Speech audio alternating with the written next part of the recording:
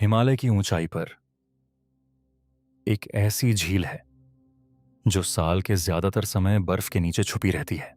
लेकिन जैसे ही बर्फ पिघलती है, वहां एक ऐसी कहानी सामने आती है जिसका जवाब आज तक पूरी तरह नहीं मिला। लेकिन इस झील की असली कहानी अभी शुरू भी नहीं हुई है। समुद्र तल से लगभग 16,500 फीट ऊपर उत्तराखंड के पहाड़ों में स्थित रूपकुंड लेक, चारों तरफ बर्फीली चोटियां, तेज हवाएं और एक गहरा सन्नाटा जो यहां मिलता है वो किसी भी आम जगह पर नहीं मिलता। यहां तक पहुंचना भी आसान नहीं है और यही वजह है कि लोग इसे समझ नहीं पाए। साल 1942 में एक फॉरेस्ट गार्ड इस इलाके में पहुंचा और उसे कुछ असामान्य दिखाई दिया। लेकिन सबसे हैरान करने वाली बात अभी बाकी है।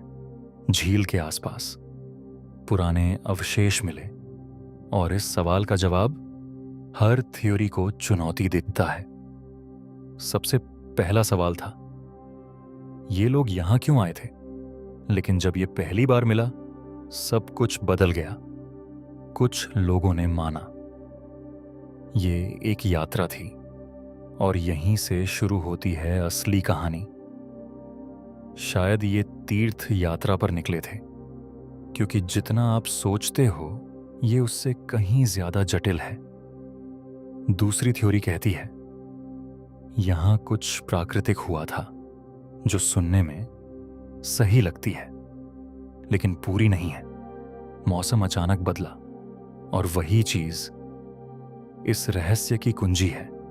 लेकिन अगर ये सच है तो फिर बाकी सब गलत क्यों है? यहीं पर कहानी बदलती है। यहीं पर कहानी एक नया मोड़ लेती है। अब दूसरी दिशा में सोच शुरू होती है। स्थानीय लोग एक अलग कहानी बताते हैं। यहीं पर लोक कथाएं सामने आती हैं। एक समूह, एक यात्रा और एक अनजानी घटना। लेकिन क्या ये सिर्फ कहानियां हैं या कुछ और?